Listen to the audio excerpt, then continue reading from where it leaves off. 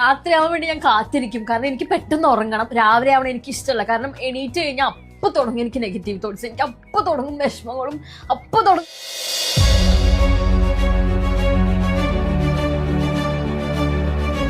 നമസ്കാരം. ഇന്നത്തെ വീഡിയോ 2026 ഏറ്റവും കൂടുതൽ ഹിറ്റായ 2 വൈറൽ റീൽസിനെ കുറിച്ചാണ്.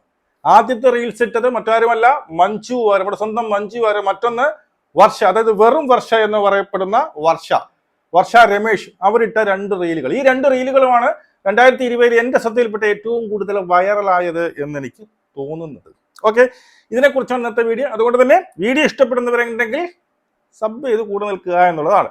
അപ്പോ ആദ്യമേ തന്നെ നമുക്ക് മഞ്ജു വാര്യർ ഇട്ട ആ ഒരു വീഡിയോ കാണാം. മഞ്ജു വാര്യർ ഇട്ട മറ്റൊന്നുമല്ല, സ്വന്തം തന്റെ BMW ബൈക്കിൽ ചീറിപ്പാഞ്ഞ്, അതായത് ചെറിയ ചാറ്റൽ മഴയുണ്ട്, ആ ചാറ്റൽ മഴയിൽ കൂടി ചീറിപ്പാഞ്ഞ് ഓട്ടിച്ചു പോകുന്ന മഞ്ജു വാര്യർ. വെറും ഓട്ടിപ്പ് മാത്രമല്ല, എണീറ്റ് നിന്ന് ഓട്ടിക്കുന്ന മഞ്ജു വാര്യരുടെ ആ റീലാണ് ഏറ്റവും കൂടുതൽ വൈറലാകുകയും ഏറ്റവും കൂടുതൽ ഷെയർ ഒക്കെ ചെയ്യപ്പെടുകയും ചെയ്തു. നമുക്ക് ആദ്യം ആ ഒരു റീൽ ഒന്ന് കണ്ടതിന് ശേഷം നമുക്ക് സംസാരിക്കാം. ഓക്കെ,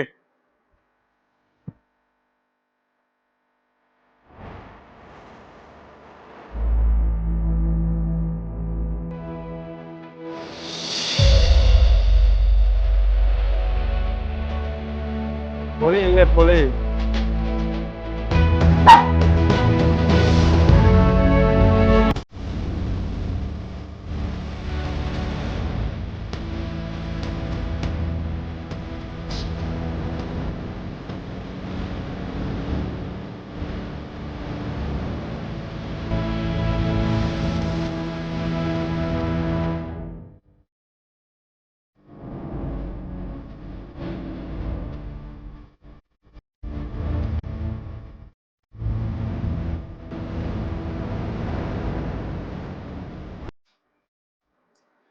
എങ്ങനെയുണ്ടല്ലേ? ഈ പോണ ഐറ്റത്തിന്റെ വയസ്സ് 1, 2 അല്ല, 47 വയസ്സ് കഴിഞ്ഞു. ഒരു പെൺകുട്ടിയുടെ, കെട്ടിക്കാൻ പ്രായമായ ഒരു പെൺകുട്ടിയുടെ അമ്മയാണ്. ഇരിക്കണ കണ്ടോ? എല്ലാവർക്കും ഒരു പ്രചോദനമാണ്. മനസ്സിലായോ? ഇത്ര 47, 48 വയസ്സായ ഒരു യുവന്നത് ഈ പറയുന്ന ദിലീപിന്റെ ദേഹത്തോടെ കയറി പോകുന്നത് പോലെയാണ്. ദിലീപ് ഒരിക്കൽ എന്താണ്, കല്യാണം കഴിച്ച് ഈ പറയുന്ന ഈ നടിയെ എന്ത് ചെയ്തിട്ട് മഞ്ജു വാര്യരുടെ കെട്ടി ഒരു 10 ദിവസം ഷോക്കേസിൽ വെച്ചായിരുന്നു. അതാണ് ഇവരുടെ ജീവിതത്തിലെ ഏറ്റവും വലിയ നഷ്ടപ്പെട്ടു പോയ ദിനങ്ങളെന്ന് ഞാൻ പറയും. ഇപ്പൊ രണ്ടാമത് വരെ ഈ പറയുന്ന നമ്മളെ കാവ്യനെ കെട്ടി ഇതുപോലെ ഷോക്കേസിൽ കൊണ്ട് വെച്ചിട്ടുണ്ട്. അതിനൊരു എന്താ കാണാൻ ഇടയ്ക്കിടയ്ക്ക് പോയി പിന്നെ പൂജയ്ക്കും വെള്ളവും പാലൊക്കെ കൊടുക്കും എന്നാണ് അറിയുന്നത്. അവിടെ നിന്നൊക്കെ വിട്ട് വന്ന് ഈ പറയുന്ന മഞ്ജു വാര്യർ നടത്തിയ ഒരു തിരിച്ചറിവ്, സത്യം പറഞ്ഞു കഴിഞ്ഞാൽ ഇപ്പോ ഈ പറയുന്ന ദിലീപിനെയും കാട്ടും പേരും പ്രശസ്തിയും വാല്യൂ എല്ലാം ഈ മഞ്ജു വാര്യന് ഉണ്ട് എന്നുള്ളതാണ്. ആ കണ്ടു ഞാൻ ഞെട്ടിപ്പോയി കേട്ടോ. സത്യം പറഞ്ഞാൽ ഇത് ധനുഷ്കോടിയിൽ പിന്നീട് ഈ മഞ്ജു വാര്യർ ഓട്ടിച്ച ഒരു റൈഡാണ്. മഞ്ജു വാര്യർ തന്നെ തന്റെ ഇൻസ്റ്റയിൽ പോസ്റ്റ് ഇട്ട ഒരു സംഭവമാണ്. ഇത് സ്വന്തം വണ്ടിയാണ് കേട്ടോ. ഇത് ഈ പറയുന്ന മഞ്ജു വാര്യരുടെ സ്വന്തം വണ്ടി തന്നെയാണെന്നാണ് അറിയാൻ സാധിക്കുന്നത്. BMW ആണ്. ഏതാണ്ട് 22 ലക്ഷം മുതൽ 28 ലക്ഷം വരെയാണ് ഇതിന്റെ വില എന്നുള്ളത്. അതുമല്ല, ഈ മഞ്ജു വാര്യർക്ക് ഈ ഒരു റൈഡ് എന്ന് പറയുന്നതിന്റെ ഒരു സംഭവം ഇപ്പോഴും തുടങ്ങിയല്ല. 2 വർഷങ്ങൾക്ക് മുമ്പ് നമ്മുടെ തമിഴ്നാടൻ അജിത് കുമാറുമായിട്ട് ഇതുപോലെ ലഡാക്കിൽ, എനിക്കൊന്ന് ലഡാക്കിൽ ഏതോ ഒരു സിനിമയുടെ ഷൂട്ടിങ്ങുമായി ബന്ധപ്പെട്ട് അവിടെ ഒരു ഞാൻ എൻ്റെ ഫോട്ടോ കൊടുക്കാം. അവിടെ വെച്ചാണ് മഞ്ജു വാര്യർക്ക് ഇങ്ങനെ ഒരു ഇങ്ങനെ ഒരു ക്രേസ് ഉണ്ടായത്. ബൈക്കിലോടുള്ള ക്രേസ് ഉണ്ടാകും. പിന്നീട് ഈ പറയുന്ന ബൈക്ക് വാങ്ങിക്കുകയൊക്കെ ചെയ്തു. മനസ്സിലായോ? നമ്മുടെ എഴുത്തുകാരി ശാരദക്കുട്ടി പറഞ്ഞിരിക്കുന്ന വാക്കുകൾ ഇങ്ങനെയാണ്: കഴിവുകൾ തേച്ചുമിനക്കി നിലനിർത്തുന്ന മിടുക്കിന്റെ പേരാണ് മഞ്ജു വാര്യർ. മനസ്സിലായി? പെൺകുട്ടികൾക്കൊരു പഠിക്കാൻ ഒരു മികച്ച പാഠപുസ്തകം എന്നുള്ളതും. അതുപോലെ അതിന്റെ താഴെ എഴുതിയിട്ടിരിക്കുന്ന വാക്ക് മറ്റൊന്നുമല്ല, എന്താണ്, കുടുംബം വേണ്ട എന്ന് പറഞ്ഞപ്പോൾ, കുടുംബം എന്നെ തള്ളിക്കളഞ്ഞപ്പോൾ, കുടുംബം ഇല്ലാതെയും എനിക്ക് ജീവിക്കാൻ സാധിക്കുമെന്ന് തെളിയിച്ച ഒരു പെൺകുട്ടി കൂടിയാണ്. അത് ശരിയാണ് കേട്ടോ. അതായത് ദിലീപ് വേണ്ടാന്ന് പറഞ്ഞു, സ്വന്തം മകള് വേണ്ടാന്ന് പറഞ്ഞു. അത് ഒബ്വിയസ്ലി എങ്ങനെയായാലും അച്ഛൻ പറയുന്നത് മകളെ കേൾക്കത്തുള്ളൂ എന്നുള്ളതാണ്. രണ്ടുപേരും വേണ്ടാന്ന് പറഞ്ഞപ്പോഴും അവർക്ക് എന്നെ വേണ്ടെങ്കിലും എനിക്ക് അവരില്ലാതെയും ജീവിക്കാൻ കഴിയും എന്ന് തെളിയിച്ച ഒരു വ്യക്തി കൂടിയാണ് മഞ്ജു വാര്യർ. നമുക്ക് എപ്പോഴും ഒരു ഇൻസ്പിറേഷൻ തന്നെയാണ്. ഇപ്പോഴും ഈ പറയുന്ന ഈ നടിയെ ആക്രമിച്ച കേസുമായി ബന്ധപ്പെട്ട് ഇപ്പോഴും ചങ്കുറപ്പോടെ ഈ പറയുന്ന അതിജീവിതയ്ക്ക് നീതി കിട്ടിയിട്ടില്ല.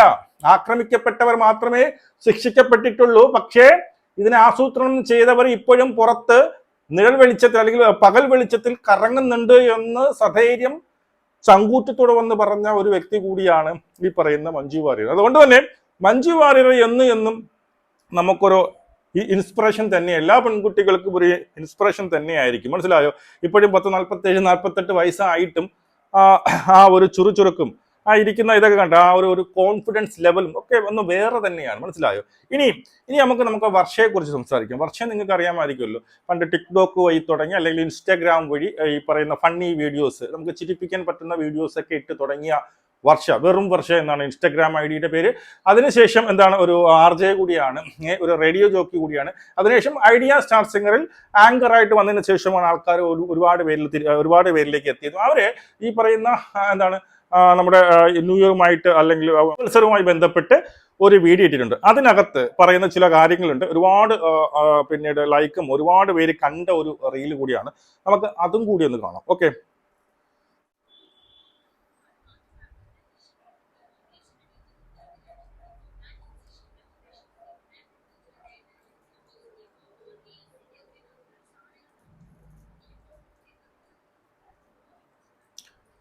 ഓക്കെ. വർഷ ഇവിടെ വെറും വർഷ ഒരു റിയാലിറ്റി ചെക്കാണ് നടത്തുന്നത്. അതായത് മേശയിലടിയിൽ മുന്തിരിങ്ങ കഴിക്കുന്നതെന്ന് പറഞ്ഞാൽ മനസ്സിലായ ആരെയെന്ന്, മറ്റാരും ഇവിടെ നമ്മുടെ മുല്ലപ്പൂനെയാണ്, നമ്മുടെ ജാസ്മിനെയാണ് അടിച്ചു പിരിഞ്ഞെന്നാണ് പറയുന്നത്. എനിക്കറിഞ്ഞൂടാ. നമ്മുടെ ഗബ്രി കോമ്പുകൾ അടിച്ചു പിരിഞ്ഞ് എന്നിട്ട് അടുത്ത മുന്തിരി, ഇനി പുതിയ മുന്തിരി ആരെ കണ്ടുപിടിക്കുന്നത് അറിഞ്ഞൂടാ. അതിനെ കുറിച്ചൊക്കെയാണ് പറയുന്നത്. പക്ഷേ അതൊന്നും കണ്ട് നിങ്ങൾ കുളിര് കോരണ്ട. റിയാലിറ്റി ചെക്ക്, അതായത് വർഷയുടെ ജീവിതത്തിൽ നടന്ന റിയാലിറ്റി ചെക്കിനെ കുറിച്ചാണ് വർഷ പറഞ്ഞു തരുന്നത്. കേൾക്കാം.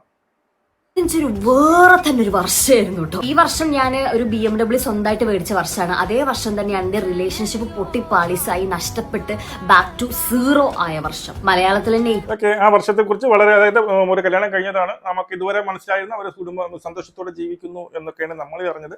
പക്ഷെ ഇപ്പം ഒന്ന് തുറന്നു പറയുകയാണ്, ഈ വർഷമാണ് എന്റെ റിലേഷൻ പിന്നെ നഷ്ടമായത്. ഞാൻ 0 ആയ വർഷം, ഇതുപോലെ 0 ആയ വർഷം ഇവിടെ തന്നെയാണ്. അതുമല്ല, ഈ വർഷമാണ് ഞാനൊരു BMW കാർ വാങ്ങിച്ചതും ഈ വർഷം തന്നെയാണെന്ന് വർഷം തുറന്നു പറയുന്നുണ്ട്. ഏറ്റവും ടോപ്പ് ടെലിവിഷൻ ഷോയില് വീണ്ടും ആങ്കറായിട്ട് ഞാൻ ചെയ്തുകൊണ്ടിരിക്കുന്ന വർഷമാണത്. ഈ വർഷം തന്നെയാണ് എന്റെ ലൈഫിൽ ആദ്യത്തെ ആൻസൈറ്റിക്കും പാൽപിറ്റേഷനും പാനിക് അറ്റാക്കിനുള്ള മറ്റു പല മാനസിക അസുഖങ്ങൾക്കുള്ള മരുന്നുകൾ ലിറ്ററലി ഞാൻ കഴിച്ചു തുടങ്ങിയ വർഷം ഈ വർഷം തന്നെ. ഞാൻ മനസ്സിലായോ? ഒരു വർഷം കൊണ്ട് എന്തൊക്കെ സംഭവിച്ചു എന്ന് മനസ്സിലാക്കില്ല. ഒരു വർഷം കൊണ്ട് എന്താണ് ഈ പറയുന്ന പാനിക് അറ്റാക്ക് ഉണ്ടാകുന്നു, ഡിപ്രഷനുള്ള മരുന്ന് കഴിക്കുന്നു, റിലേഷൻ ബ്രേക്ക് ആവുന്നു. അതേ വർഷം തന്നെയാണ് എന്ത് ചെയ്യുന്നത്, ഈ പറയുന്ന BMW കാറും വാങ്ങുന്നത്. അത്യാവശ്യം നന്നായിട്ട് ഏൺ ചെയ്തൊരു വർഷമായിരുന്നത്. പക്ഷെ ഈ വർഷം തന്നെയാണ് എന്റേതല്ലാത്ത കാരണത്താല്, എന്റെ തെറ്റുകൊണ്ടല്ലാണ്ട് എന്റെ കയ്യിൽ ഇഷ്ടം പോലെ പൈസ നഷ്ടപ്പെട്ട് എന്താ പറയുക ലിറ്ററലി ചതിക്കപ്പെട്ടൊരു വർഷം. ഞാൻ പൊതുവെ അങ്ങനെ ആരുമായിട്ട് അധികം കമ്പയർ ചെയ്യാത്ത ഒരാളാണ്. പക്ഷെ ഈ വർഷമാണ് ഞാൻ എന്നെ മറ്റ് പലരുമായിട്ട് കമ്പയർ ചെയ്ത് പണ്ടാറടങ്ങി എനിക്ക് ആഗ്രഹമുള്ള എല്ലാ സാധനങ്ങളും മേടിച്ചൊരു വർഷമാണിത്. ഞാനൊരു 4-5 കൺട്രി ട്രാവൽ ചെയ്തിട്ടുള്ള ഒരു വർഷമായിരുന്നു ഇത്. പക്ഷെ ഇതൊക്കെ മേടിച്ചിട്ട് ഇത്രയും സ്ഥലത്തൊക്കെ പോയിട്ടും തിരിച്ച് ഞാൻ വന്നപ്പം എന്റെ വീട്ടില് ആരും ഉണ്ടായിരുന്നില്ല.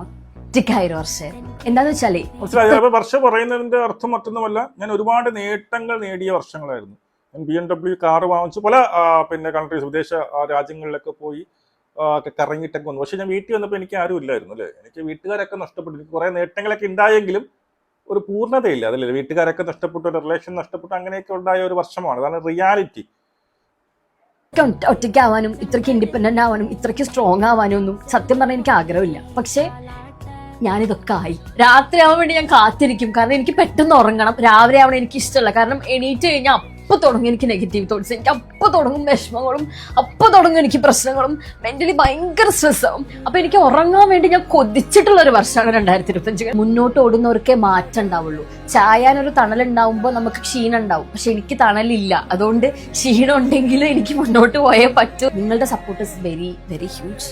Thank you so much. കണ്ണ് തുറപ്പിച്ച വർഷം. മറ്റുള്ളവരുടെ ഫോട്ടോസും സ്റ്റോറീസും മാത്രം കണ്ടിട്ട് അവരുടെയൊക്കെ ലൈഫ് എമ്മാരി ലൈഫാണ്, എൻ്റെ ലൈഫൊക്കെ എന്ത് ഡാർക്കാണെന്ന് ആലോചിച്ചുകൊണ്ടിരിക്കുന്ന നിങ്ങൾക്ക് വേണ്ടിയിട്ടാണ് ഞാൻ ഈ വീഡിയോ ചെയ്യുന്നത്. ഓക്കെ. വളരെ ഓപ്പൺ ആയിട്ട് എന്താ പറയുക, കുറച്ച് വൈകാരികമൊക്കെ ആയി മാറുന്നുണ്ട് ഈ വർഷയുടെ ഈ സംഭവം. സത്യം പറഞ്ഞാൽ എനിക്ക് കുറെ റിലേറ്റ് ചെയ്യാൻ പറ്റും. കാരണം ഞാനിത് ആരും തുറന്നു പറയാനൊന്നും ആഗ്രഹിക്കാത്ത കാര്യങ്ങളൊക്കെയാണ്.